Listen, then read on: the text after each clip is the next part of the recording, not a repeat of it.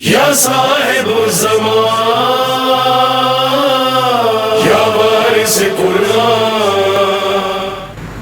اب وہ جو مومنین کی جماعت دیکھ رہی ہے، مسلسل دیکھ رہی ہے، وہ بھی اللہ کا لطف ہے، اللہ چاہتا ہے چھپا دیتا ہے، لیکن یہ جو علماء عرفا دیکھتے ہیں، یہ ڈاکٹر ہیں بیسیکلی۔ ہم اپنے ایک استاد کے بعد شروع میں جب موضوع میں ہمیں پتہ چلا ان کو سب پتہ چل جاتا ہے تو ہم ڈر کے مارے جاتے نہیں تھے، ہم پچھلی صفوں میں نماز پڑھ کے پیچھے سے باہر۔ اور یہ اب لیکن اندر مشکل تو ہے، اب وہ بھی تھا کہ اب ان سے جا کے بات بھی کرنی ہے، اب ان کو پتہ بھی نہیں چل رہا ہے، اب یہ خوف ہوتا تھا تو پیچھے سے تو ایک اور استاد کے پاس گئے کہ بھائی یہ مسئلہ ہوتا ہے ان کے سامنے جاتے وقت تو، لیکن اب وہ ہم ادب کے چکر میں نہیں جاتے تھے کہ بھائی ادب کہ اب یہ غلطی تو ہو گئی ہم سے، لیکن اب ادب کا تقاضا ہے کہ اپنی غلطی ان کے سامنے کیسے لے کے جائیں، شرمندگی ہے، تو کہتے تھے اس ادب کو کچرے میں ڈالو، یہ ادب تمہارے لیے نقصان دہ، مگر تم ڈاکٹر کے پاس جاتے ہو تو اپنی بیماری چھپاتے رہو گے تو علاج کون کرے گا تمہارا؟ کہہ رہے جاؤ ان کے پاس تاکہ وہ تمہارا علاج کر سکے۔ کرتے ہیں ایسے لوگ ابھی بھی موجود ہیں عزیزان محترم، کیونکہ ہم اپنے اندر کی کیفیتوں سے واقف نہیں ہیں، ہمیں اپنے اندر کی آج تک کبھی کسی نے ٹریٹمنٹ کو کہا ہی نہیں کہ روح کا بھی علاج ہو سکتا ہے یا نہیں ہو سکتا، یا روح بھی کوئی چیز ہے یا نہیں ہے۔ اور تو ہم سے میں نے سب آتا ہے، کپڑے بھی اچھے پہننے ہیں، پرفیوم اچھی لگانی ہے، کھانا بہترین کھانا ہے، یہ سب کرنا ہے، ہم کو کرنے بھی چاہیے، جو انسان کی توفیق اللہ نے دی ہے کرنا بھی چاہیے، لیکن اس سے زیادہ اندر ایک چیز ہے جو قیامت میں وہ اٹھائی جائے گی۔ کیا یہی بدن جو اٹھایا جائے گا اسی روح کے اوپر ایک اور بدن لگایا جائے گا؟ یہ بدن اب آیا وہ بہرحال فلسفے اور کلام میں بحث ہے کہ یہی بدن ہوگا کوئی اور بدن ہوگا، وہ ایک الگ بحث ہے، لیکن روح کے اوپر سب کچھ اٹیچ کیا جائے گا۔ اس لیے آپ دیکھیں نا دنیا میں انسان خدا نہ خواستہ جل جائے، حادثہ ہو جائے، انسان مر جاتا ہے، ادھر تو نہیں مرے گا، ادھر تو کئی جلے گا پھر بن جائے گا، جلے گا پھر بن جائے گا، جلے گا پھر بن جائے گا۔ اصل کون سی چیز ہے جو تکلیف برداشت کرے گی؟ روح ہے، اور روح آئی کیسی تھی؟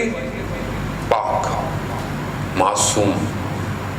بچہ کتنا معصوم ہوتا ہے، اسے کچھ بھی نہیں ہوتا، اس بچے کو کون خراب کرتا ہے؟ ماحول، اطراف، چیزیں۔ وہی روح عزیزان محترم میری بھی ہے۔ میں 40 41 42 سال میں نے اپنی روح کے لیے کتنا وقت نکالا ہے، کیونکہ میرے بدن کو تو پتہ نہیں ہے، ابھی ختم ہو جائے، دفنا کے آپ چلے جائیں، کچھ دنوں میں آپ کتنے دن، آپ کو پتہ ہے ہر باڈی کا اعضا کتنی دیر رہتے ہیں، فلانی چیز اتنے دن رہے گی، بال اتنے دن رہیں گے، کھال اتنے دن رہے گی، ہلکے سب کچھ ختم ہو جائے گا، پھر ہڈیاں رہ جائیں گی صرف۔ تو کہاں گئی وہ تو خاک میں چلی گئی، ختم ہو گئی، خاک میں آئی تھی، خاک میں مکس ہو گئی۔ روح ہے جو برزخ میں بھی، عالم برزخ میں بھی عذاب جھیل رہی ہے اگر خدا نہ خواستہ پوری ہے۔ اس کے لیے میں کتنی ٹریٹمنٹ کر رہا ہوں، کتنے میں اس کے لیے کام کر رہا ہوں، اس کے لیے میں کتنا سوچتا ہوں، کیونکہ اگر وہ میرے بدن سے الگ ہو جاتے ہیں تو مڑتا ہوں میں، تو وہ واپس آتی ہے، نہ وہ الگ کچھ ہے نہ یہ الگ کچھ ہے، یہ دونوں کمبائن ہوتے ہیں تو میں آج حیات کے اندر ہوں۔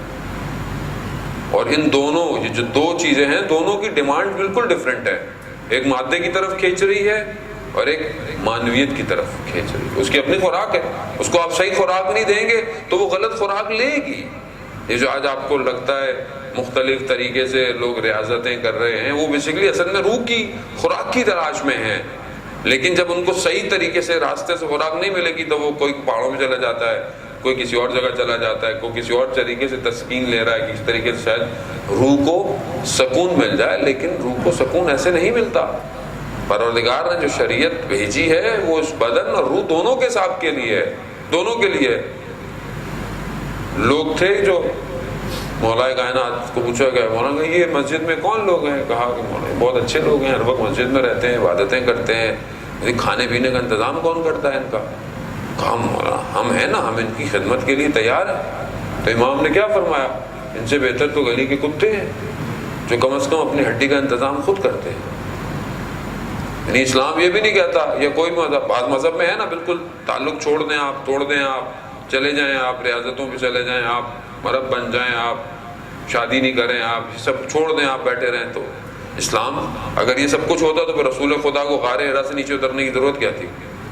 حضرت جبرائیل بھی آ رہے تھے، سارا کام چل رہا تھا، ان کو کیا ضرورت تھی؟ دین ہے ہی اجتماع میں رہنے کا، دین ہے ہی معاشرے میں رہنے کا۔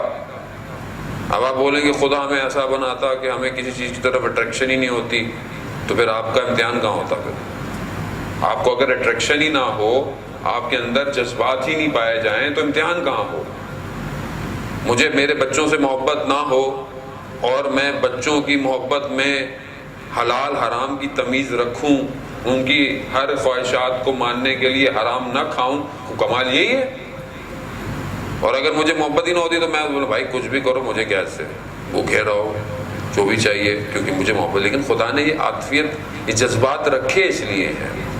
یہ جو میرا انٹرنل رابطہ ہے، اسی کے عزیزان محترم مجھے تربیت کرنی ہے۔ ماہ رمضان اس لیے آتا ہے کہ ہم ان دعاؤں کے ذریعے، ان کے ترجموں کے ذریعے سے، ان عبادتوں کے ذریعے سے اپنی ریوالونگ کر سکیں۔ گاڑی آئی بھی سمجھ لیں کہ کہاں ہے یہ گاڑی آئی ہوئی ہے کہ سالانہ چیک اپ ہو رہا ہے اس کا، ہمارا بھی سالانہ چیک اپ ہے، فلٹر چینج کرنا ہے یا آئل چینج کرنا ہے۔ اب جتنے رننگ کی ہوگی اور جس نے خراب رننگ کی ہوگی اتنی زیادہ ٹیوننگ ہے اس کی۔ لیکن کمال یہ ہے کہ وہ اپنی صحیح ٹیوننگ کرا لے اس مہینے میں تو وہ گاڑی دوبارہ 11 مہینے چلتی رہے گی۔ ورنہ اگر اسی خراب حالت میں گاڑی لڑک گئی، کسی کھائی سے نیچے گر گئی، ویل بیلنس نہیں ہوئے، آئل کہیں بریک کا ختم ہو گیا، حادثہ ممکن۔ اور یہ ایسے حادثے عزیزان محترم کہ یہ دوبارہ جائے گزین نہیں ہے۔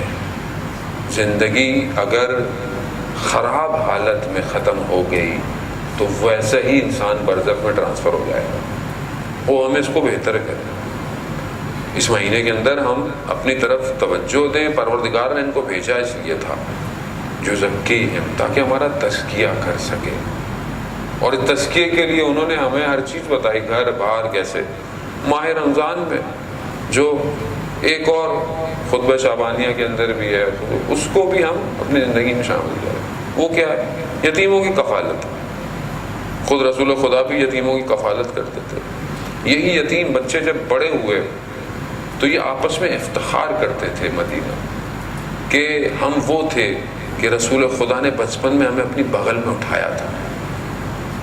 رسول خدا خود بھی یتیم، لیکن انہوں نے یتیموں کو بولا۔ مولا کائنات واقعہ مشہور ہے، ان کے ساتھ لیکن شاید حضرت گمبر تھے یا مقداد تھے، دونوں میں سے کوئی ایک شخص تھا کہ جب ایک گھر میں مولا کو پتہ چلا کہ بچے بھوکے ہیں، پریشان ہیں، تو مولا خود گئے اور آٹا جو ہے وہ لے کر آ رہے ہیں۔ تو یہ اس نے کہا کہ مولا میں اٹھا لوں؟ کہا نہیں، مجھے خود کرنا۔ گئے گھر جا کر روٹیاں خود بنائی ہیں مولا نے، امام کائنات کا، روٹیاں بنائی، بچوں کو روٹیاں کھلائیں، پھر بچوں کے ساتھ ان کو خوش کرنے کے لیے بھی بیٹھے کہ ان کی دل جوئی ہو، ان کا دل جو ہے وہ اس سے باہر آئے۔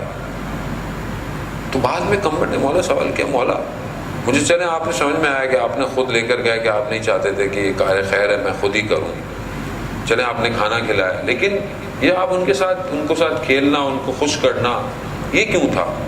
کہا جب میں بچوں کے ان کے گھر داخل ہوا تو یہ دو مشکلات میں تھے، ایک تو یہ بھوکے تھے، دوسرے یہ غمگین تھے۔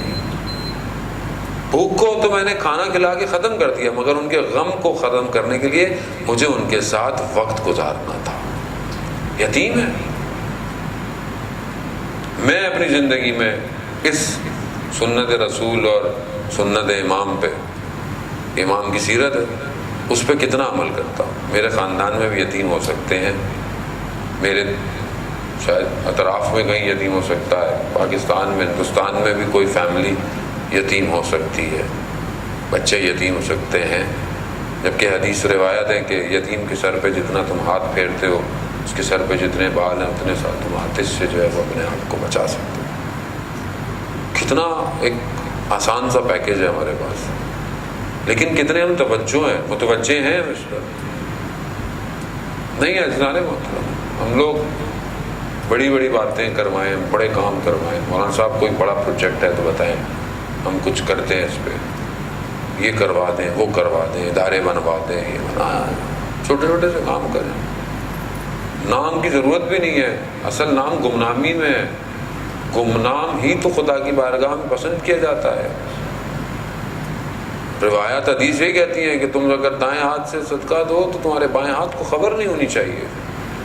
بعض جگہ پر اللہ اعلان بھی کہا ہے کہ بھائی اللہ اعلان بھی تو تاکہ لوگ بھی موٹیویٹ ہوں، لیکن بعض اوقات میں ایسے کام کروں کہ جو میرے آخرت کا ذخیرہ ہو، میری روح کی پرورش ہو. کہیں دیکھیں میں انسان ہے. رسول خدا ایک مجلس یعنی ایک محفل سے اٹھتے تھے 25 دفعہ استغفار کرتے تھے، مگر رسول خدا کو استغفار کی ضرورت تھی؟ مگر رسول خدا نہ خواستہ نعوذ باللہ کوئی ایسا کام نہیں. کیوں؟ ان کے استغفار کا درجہ، ان کے مراتب بالکل ہے، لیکن ہمارے لیے کہ نہ جانے ہم جس محفل بیٹھے ہیں پتہ نہیں کوئی ہماری زبان سے غلطی ہو جائے، گناہ ہو جائے، کان سے غلطی ہو جائے، آنکھ سے غلطی ہو جائے، کچھ بھی انسان ہے. 25 دفعہ استغفار کے کم از کم اس محفل کے غلطی گناہ کو انسان معاف کر کے اٹھے پائے، کیونکہ ہم اپنی روح کی طرف متوجہ نہیں ہیں. اس لیے ہم ان چھوٹی چیزیں نہیں ہیں جانے محترم، یہی چیزیں انسان کو بڑا کرتی ہیں. انسان خدا کی بارگاہ میں انہی چیزوں سے بڑا ہوتا ہے کہ وہ اپنی طرف کتنی توجہ دے رہا ہے. محفل میں بیٹھا ہوا ہے، کتنا مذاق اڑا رہا ہے، کتنے مسخرے کر رہا ہے، کتنا جو ہے وہ ایک دوسرے کو وہ کر رہا ہے. ایسا نہیں ہے، اسلام منع نہیں کرتا کہ آپ مطلب ہنسی مذاق نہیں کریں. اور رسول خدا کی خود بھی حدیث ہے کہ میں بھی جو ہے وہ مسکرانا پسند کرتا ہوں اور یہ وہ، لیکن اس کے اپنے حدود ہیں.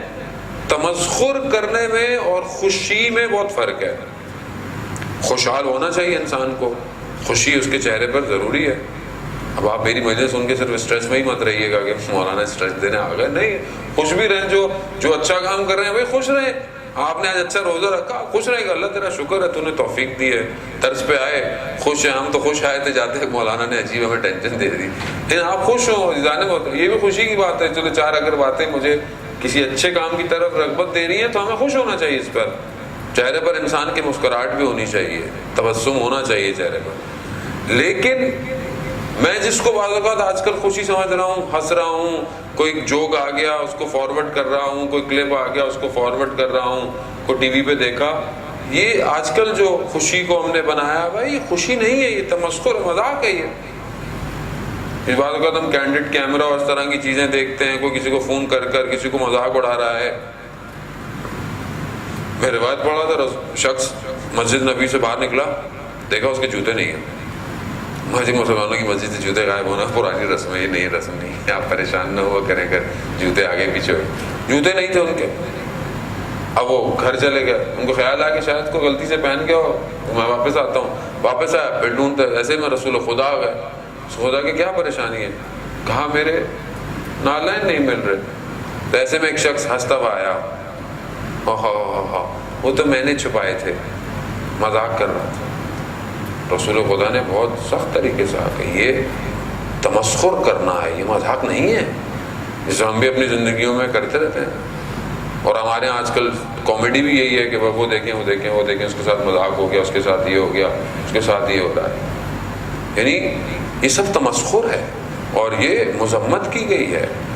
فرح یعنی خوشحالی، اسلام اس کو کہتا ہے کہ خوشحالی شادی انسان خوش ہو، خوشحالی کے ساتھ کام کرے. لیکن وہیں پر یہ خوشحالی اگر اپنے حدود کو توڑ دے، مستی میں فرق ہو جائے تو یہ خوشحالی فرح کے بجائے مرح ہو جاتی ہے لغت میں. یعنی مذمت ہے اس کی. انسان جو ہے وہ بہرحال جو ہے وہ اپنی چیزوں کے اندر اپنے حدود الہی کو نہیں خوشی ہے جی مولانا صاحب خوشی ہے، ایک ہی تو بیٹا ہے، ایک ہی تو بیٹی ہے، ایسے شادی کرنے دیں. مولانا صاحب خوشی ہے، یہ تو ناچ گا رہے ہیں، تھوڑا سا کیا ہے خوشی ہے. یہ خوشی آپ کو اللہ کی بارگاہ میں خوشی نہیں ہے، اماں کی نزدیک یہ خوشی نہیں ہے. آپ کیوں نہیں سمجھ رہے اس بات کو؟ کیا میں آپ کو کیوں خدا نہ خواستہ ہر وقت کہوں میں اپنے آپ کو، کیا میری محفل مجالس یا شادی بیاہ تقریب میں کیا میں امام کو دعوت دوں گا؟ کیا میرے امام اس تقریب میں آئیں گے یا نہیں آئیں گے؟ بس میں ایسے دیکھوں جانے محترم، کوئی بہت بڑا کیلکولس کا فارمولا نہیں ہے کہ جو 4 صفحے سالو کرنے کے بعد بھی آخر میں رزلٹ خراب آئے کہ آپ بولو دوبارہ شروع کر دیا میں. آسان سا فارمولا ہے. کوئی بھی محفل مجلس ہے, امام زمانہ کو دعوت دیں, آئیں گے, اگر آپ سمجھتے ہیں آ جائیں گے تو بسم اللہ کریں پھر آپ خوشحالی. ہم اور یہ خوشحالی عزیزان محترم بہت ضروری ہے روایات کے نزدیک بھی. ہم جس دور میں رہ رہے ہیں بڑا سٹریسفل دور ہے, بہت اضطراب پایا جاتا ہے, ہر چیز کا اضطراب. میں نے پہلے بھی اس پہ گفتگو دی. اس معاشرے میں اس دور میں رہتے ہوئے ہمیں پازیٹیو تھنکنگ بہت امپورٹنٹ ہے. اگر ہم پازیٹیو وائبس اپنے وجود سے کریٹ کریں گے معاشرہ بہت اچھا رہے گا. ہماری ساری فکر پریشانی کس کی وجہ سے ہے؟ کسی اور وجہ سے. ایسے ہی تو لوگ تھے جو امام کو ملے. سید الشہداء کو بھی بعد ایسے لوگ ملے کہ جن سے کہا کہ بھائی آ جاؤ, تو اس کو حال کی مشکل نہیں تھی, حال کے لیے نہیں سوچ رہا, وہ کل کے لیے پریشان ہو رہا ہے. میں آپ کے ساتھ تو آ جاؤں گا لیکن میرے گھر کا کیا ہوگا, میری اولاد کا کیا ہوگا. تو کیا ہوا, آج اس شخص کو کوئی بھی نہیں جانتا اس کی قبر کہاں ہے, انہی کو جانتا ہے جو امام کے ساتھ آئے تھے. کیوں انسان کل کے بارے میں سوچ کر اپنے آج کو پریشان کرے؟ اور خوش رہیں آپ, اللہ نے آپ کو آج کا دن دے دیا, خوشحالی دی, اولاد دی, بچے دیے, آپ گھر میں, اسکول میں, کالج میں ہیں, کھا رہے ہیں, پی رہے ہیں, خوش ہوں. یہ خوشحالی بھی دیکھیں, دشمن بھی ہمیں پریشان کرنا چاہتا ہے, چاہے وہ انسان کا دشمن ہو, چاہے وہ ازلی دشمن شیطان ہی کیوں نہ ہو. آپ کو وسوسے بھی کرتا رہے گا, آپ کے ذہن کے اندر بھی چیزیں ڈالتا رہے گا تاکہ ہر وقت اضطراب میں رہے. اب انسان رات کو ایک پریشانی میں سویا, اب سوتا ہے انسان بھول جاتا ہے چیزوں, صبح اٹھا, آغا بنائن کہتے ہیں پریشانی میں رات کو اتنی تھا, سو گیا, صبح اٹھا بھول گیا, مگر صبح اٹھ کے کہہ رہا ہے رات کو مجھے کون سی پریشانی تھی, اب سوچ رہا ہے, اور کہہ رہا ہے یہ رات کو تو میں نے صحیح طرح سوچا نہیں, اس پریشانی پہ میں تھوڑا اور سوچتا ہوں پریشانی کیسی تھی. یعنی کیا ضرورت ہے انسان کو, ایک اگر چیز گزر گئی, واقعہ گزر گیا, حادثہ گزر گیا, وقت جو ہے وہ انسان کے زخموں پہ مرہم لگا دیتا ہے, چیزوں پہ روڑتا ہے. نہیں اس نے یہ کیوں کہا, اس نے ایسا کیوں کہا, اس نے یہ کیوں بولا, بھائی بول دیا, غلطی ہو گئی, معاف کر دیں, اس سے ہو گیا ہوگا. نہیں, میں بار بار سوچ رہا ہوں. میں ان کے گھر پہ گیا, انہوں نے مجھے آگے نہیں بٹھایا, پیچھے بٹھایا. انسان میں ہماری تو یہ پریشانی ہے نا, مولانا کی زیادہ پریشانی ہے, اشتہار میں نام اوپر کیوں نہیں آیا, درمیان میں کیوں ہے, نیچے کیوں نہیں ہے. ہمارے مولوی کی الگ پریشانی ہے, اس کو یہ ٹینشن لگی رہتی ہے, اتنا بڑا اشتہار تھا, میرا نام کہاں ہے, میرے نام کے آگے علامہ نہیں لگایا, آیت اللہ نہیں لگایا. ہر انسان کی پریشانی ہے, یہ بھی پریشان ہے, ہم بھی پریشان ہیں, ہر. لیکن ہم کیوں پریشان ہیں جب اللہ مجھے اتنا اچھا دن دے رہا ہے, سانس دے رہا ہے, آکسیجن دے رہا ہے, سکون دے رہا ہے, سجدے کا موقع دے رہا ہے, عبادت کی وقت دے رہا ہے, ہاتھ اٹھانے کی ہمت دے رہا ہے.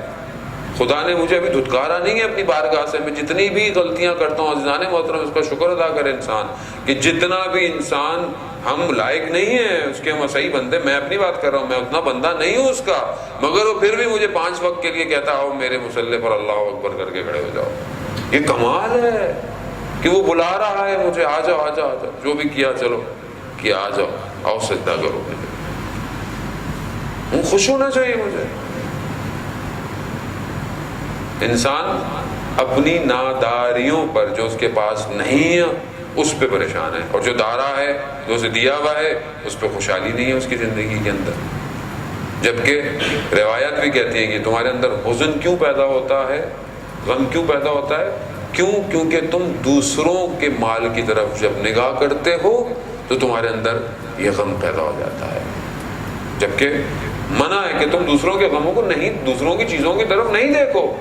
ہاں دوسروں کو دیکھنا ہے تو نیکیوں کو دیکھو کہ وہ نیکی کیسی کر رہا ہے, ہاں مجھے ویسی نیکی کرنی چاہیے, اس میں سبقت لو.